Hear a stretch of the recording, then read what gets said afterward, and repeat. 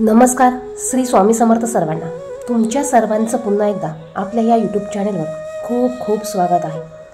यावर्षी 25 जून मंगळवारी अंगारकी संकष्टी चतुर्थी आली आहे आणि यात संकष्टी चतुर्थीला खूप सारे महत्त्व आहे. वर्षातली पहिली आणि सर्वात मोठी अंगारकी संकष्टी चतुर्थी ही आहे. या दिवशी प्रत्येक आईने मुलांसाठी 108 मुगाच्या दाण्यांचा अत्यंत प्रभावी उपाय करायचा आहे. संकष्टी चतुर्थी ही श्री गणेशाला समर्पित आहे. हा दिवस कृष्ण पक्षाच्या चौथ्या दिवशी येतो. ही चतुर्थी मंगळवारी आली तर तिला अंगारकी संकष्टी चतुर्थी म्हणून ओळखले जाते. ज्यांना संकष्टी चतुर्थीचे व्रत करायचे असेल आणि ज्यांचे संकष्टी चतुर्थीचे व्रत मोडले असतील अशा सर्वांनी या अंगारकी चतुर्थीपासून संकष्टी चतुर्थीचे व्रत करायला सुरुवात करू शकतात. तुम्हाला उपवास जरी करायचे नसले तरी देखील तुम्ही ही अंगारकी संकष्टी चतुर्थीचे व्रत करायचे आहे. कारण जर का तुम्ही अंगारकी संकष्टी चतुर्थीचे व्रत केले तर तुम्हाला संपूर्ण वर्षभरातील संकष्टी चतुर्थीचे व्रत केल्याचे पुण्यफळ प्राप्त होते. या दिवशी श्री गणेशाची पूजा केली जाते. श्री गणेश हे विद्येचे देवता आहेत, विघ्नहर्ता आहेत, दुःखहर्ता आहेत, संकटनाशक आहेत आणि म्हणूनच आपल्या मुलांच्या प्रगतीसाठी, आपल्या मुलांवर येणारे विघ्न दूर करण्यासाठी, संकट दूर करण्यासाठी, मुलांची अभ्यासात, नोकरीत, शिक्षणात प्रगती होण्यासाठी प्रत्येक आईने आपल्या मुलांसाठी हा अत्यंत प्रभावी असा उपाय करायचा आहे. हा उपाय संकष्टी चतुर्थीलाच करता येतो आणि त्यातल्या त्यात ही अंगारकी संकष्टी चतुर्थी आहे. सर्वात मोठी संकष्टी चतुर्थी असल्यामुळे या दिवशी गणपती बाप्पांच्या सात्विक लहरी ह्या खूप मोठ्या प्रमाणात प्रभावित झालेल्या असतात आणि म्हणूनच तुम्ही जर का या दिवशी तुमच्या मुलांसाठी हा उपाय केला तर याचे रिझल्ट हे तुम्हाला 100% बघायला मिळतील. तुम्ही एका मुलासाठी, 2 मुलं असतील तर 2 मुलांसाठी देखील हा उपाय करू शकतात. तुमची मुलं लहान असू द्या, तुमची मुलं मोठे असू द्या, तुमची मुलं शिकत असू द्या किंवा नोकरीला असू द्या, सर्वांसाठी तुम्ही हा उपाय करू शकतात. हा उपाय तुम्हाला फक्त संकष्टी चतुर्थीच्या दिवशी करता येणार आहे. ह्या उपायासाठी तुम्हाला हिरवे मूग घ्यायचे आहे.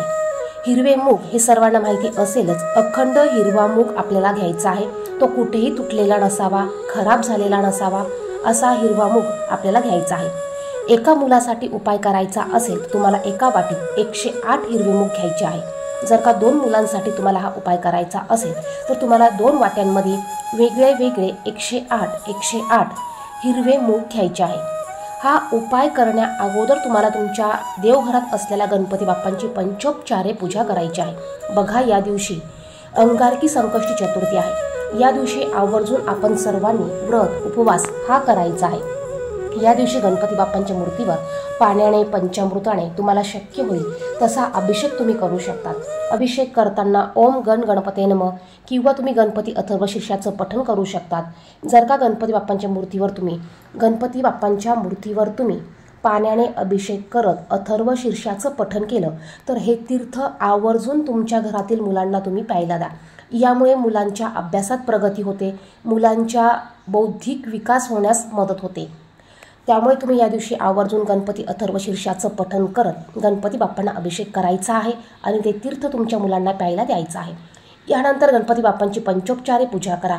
गणपती बाप्पांना हळदी, कुंकू, चंदन अर्पण करा, अक्षदा अर्पण करा, आवर्जून लाल जास्वंदाचं फूल अर्पण करा, दुर्वा अर्पण करा, गूळ खोबऱ्याचा नैवेद्य द्या आणि गणपती बाप्पांना मनोभावे नमस्कार करा. तुमच्या घरातील सर्व विघ्न, सर्व संकट दूर कर अशी प्रार्थना गणपती बाप्पांना करा. या दिवशी गणपती बाप्पांची आरती करा. शक्य झाल्यास मोदकाचा तुम्ही नैवेद्य गणपती बाप्पांना दाखवू शकतात.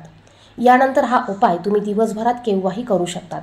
ह्या उपायासाठी तुम्हाला एका वाटीत 108 हिरवे मूग घ्यायचे आहे. अखंड हिरवे मूग घ्यायचे आहे आणि तुम्हाला छोटासा हिरवा कपडा लागणार आहे. हिरवा कपडा घेताना तो नवीन असावा, स्वच्छ असावा, चांगला असावा. ज्यावेळेस तुम्ही हा उपाय करणार आहात त्यावेळेस तुम्हाला देवघरामध्ये तुमच्या दिवाबत्ती करून घ्यायची आहे. जर का तुम्ही सकाळी तुमची देवपूजा झाल्यानंतर हा उपाय करणार असाल तर त्यावेळेस आपण दिवाबत्ती केलेली असते आणि जर का तुम्ही हा उपाय नंतर करणार असाल तर त्यावेळेस दिवा जर का विझलेला असेल तर तो प्रज्वलित करून घ्या. धूप, दीप, अगरबत्ती लावून घ्या.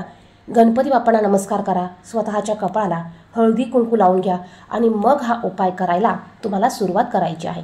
बसायला आसन घ्या. तुम्हाला देवघरासमोर गणपती बाप्पांसमोर बसायचं आहे.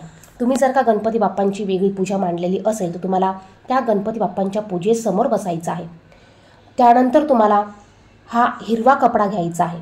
या हिरव्या कपड्यामध्ये तुम्हाला हे 108 मुगाचे दाणे ठेवायचे आहे आणि याची पोटली करायची आहे. ही पोटली तुम्हाला तुमच्या उजव्या हातात घ्यायची आहे आणि तुम्हाला 108 वेळा ओम गण गणपते नमः, ओम गण गणपते नमः म्हणायचं आहे. 1 वेळा गणपती अथर्व शीर्षाचं पठण करायचं आहे.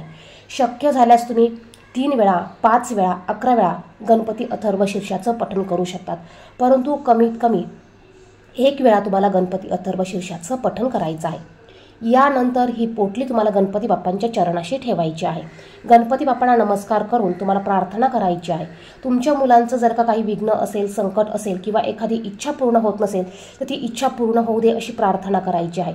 आणि जर का मुलांना कुठलाच त्रास नसेल, कुठलं संकट नसेल तरी देखील त्यांच्यावर कुठलंही संकट येऊ नये अशी प्रार्थना तुम्हाला गणपती बाप्पांना करायची आहे.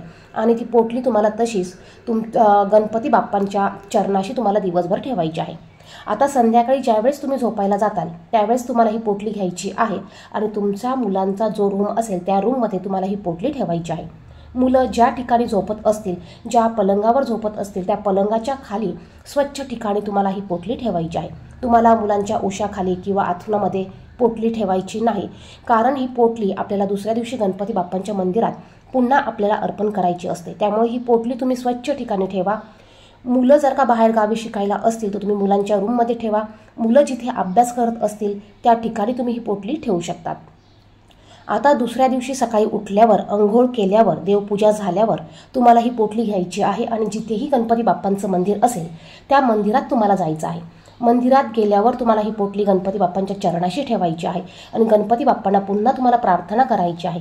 तुम्ही ज्या मुलासाठी किंवा ज्या इच्छेसाठी तुम्ही हा उपाय करत आहात ती इच्छा तुम्हाला मनोमन प्रकट करायची आहे आणि ती इच्छा पूर्ण होऊ दे. मुलांचं संकट, विघ्न दूर होऊ दे. मुलांची अभ्यासात प्रगती होऊ दे अशी गणपती बाप्पांना प्रार्थना करायची आहे. 2 मुलं असेल तर 2 मुलांसाठी तुम्ही 2 पोटल्या करायच्या आहे आणि दोघांसाठी प्रार्थना करायची आहे. तिथे गेल्यावर पुन्हा एकदा तुम्हाला गणपती अथर्व शीर्षाचं तिथे बसून पठण करायचं आहे. जर का तुमची मुलं मोठी असेल तर तुम्ही मुलांना घेऊन जा. मुलांना गणपती अथर्व शीर्षाचं पठण करायला तुम्ही लावायचं आहे. मुलांना देखील गणपती बाप्पांच्या पाया पडायला लावायचे आहे. जर का मुलं मोठे असेल तर त्यांना त्यांची इच्छा किंवा त्यांचं जेही काम होत नसेल ते काम पूर्ण होऊ दे अशी गणपती बाप्पांना प्रार्थना करायला लावायची आहे. अत्यंत प्रभावी असा हा उपाय आहे. हा उपाय फक्त आपण चतुर्थीला मुलांसाठीच करू शकतो आणि ही अंगारकी चतुर्थी असल्यामुळे या दिवशी गणपती बाप्पांच्या सात्विक लहरी ह्या खूप मोठ्या प्रमाणात पसरलेल्या असतात.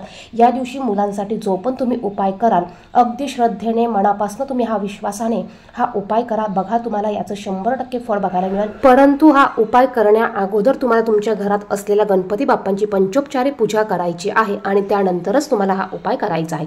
व्हिडिओमध्ये सांगितलेली माहिती आवडली तर व्हिडिओला लाईक करा, शेअर करा. चॅनेलवर नवीन असाल तर अशीच माहितीची व्हिडिओ बघण्यासाठी चॅनेलला सबस्क्राईब करा. धन्यवाद. श्री स्वामी समर्थ.